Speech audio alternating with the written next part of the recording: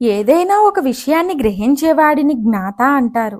అనగా అన్నిటినీ చక్కగా ఎరిగినవాడు జ్ఞాత.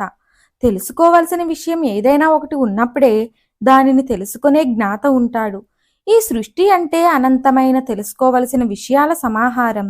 తెలుసుకోవలసిన విషయాలను జ్ఞేయము అంటారు. తెలుసుకోవలసిన వాటిని తెలుసుకున్నాక జ్ఞాతకు కలిగే విషయ విశేషాల ఎరుకను జ్ఞానం అంటారు. జ్ఞాత, జ్ఞేయం, జ్ఞానం ఈ మూడిటిని కలిపి కులం అని పిలుస్తాం. అమ్మవారు ఈ మూడిటికి మధ్యలో తన దివ్య స్వరూపంతో ఉంటూ మూడు తానే అయి ఉంటుంది. అందుకనే జగదాంబను కులాంతస్థ అని పిలుస్తారు. కులం అనగా శబ్దరూప విషయాలు అని కూడా అర్థం. శబ్దాల మధ్య ఉండే సంబంధం శబ్దాలకు ఉన్న అర్థం. అంతరార్థం రూపాల మధ్య ఉండే అంతరం, రూపాలకు గల కారణం, విషయాలకు ప్రవృత్తులకు మధ్య ఉండే సంబంధం, వీటిని కులము అంటారు. వీటి మధ్య ఉంటుంది కనుక అమ్మవారు కులాంతస్థ అనబడుతోంది. అనగా అమ్మవారు సంపూర్ణ జ్ఞాన స్వరూపిణి. కలియుగంలో శక్తి ఎక్కడ ఎక్కువగా ఉంటుంది అని సౌనకుడనే మహర్షి సూతుణ్ణి అడిగాడు. ఎక్కువ మంది కలిసి ఎక్కడ ఉంటే అక్కడే అధిక శక్తి ఉంటుందని సూతుడు సమాధానమిచ్చాడు. అందువల్లే ఎక్కడికక్కడ సంఘాలు పెరిగిపోతున్నాయి. ఈ కలియుగంలో కులం అనే శబ్దానికి సమూహం లేక సంఘం అని కూడా అర్థం ఉన్నది. కులాంతస్థ అనగా భక్తుల సమూహంలో ఉండునది అని భావం. లలితా సహస్రనామ స్తోత్రాలను భక్తితో ఒక మండలిగా ఏర్పడి అనగా సామూహికంగా ఏర్పడి పారాయణ చేసే చోట అమ్మవారు ఉంటుంది. అందువల్ల వీలున్నంత వరకు అమ్మవారి అనుగ్రహం పొందడానికి ప్రజలు సంఘాలుగా ఏర్పడి శ్రీ లలితా సహస్రనామాలు పారాయణ చేయాలి. కుల శబ్దానికి పుణ్యస్త్రీలు అని కూడా అర్థం.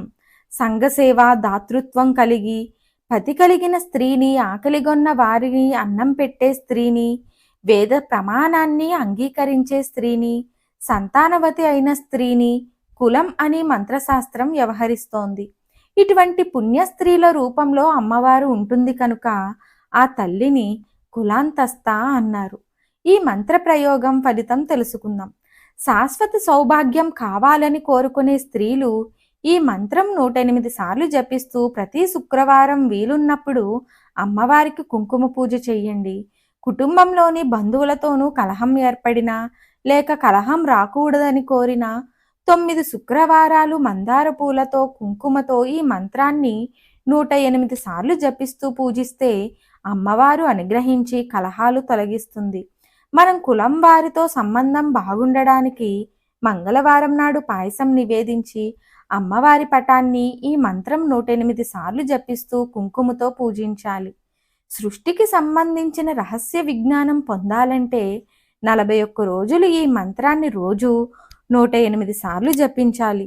భూగర్భ శాస్త్ర జ్ఞానానికి ఈ మంత్రం 1008 సార్లు చొప్పున 9 శుక్రవారాలు జపించాలి. మంత్రమేమిటో తెలుసుకుందాం. ఓం కులాంతస్థాయై నమః. ఓం కులాంతస్థాయై నమః. ఓం కులాంతస్థాయై నమః. మరిన్ని ఆధ్యాత్మిక విషయాల కోసం మా ఛానల్ను సబ్స్క్రైబ్ చేయండి. వీడియో నచ్చితే లైక్ చేయండి, షేర్ చేయండి. కామెంట్ రూపంలో మీ అభిప్రాయాన్ని తెలియచేయండి.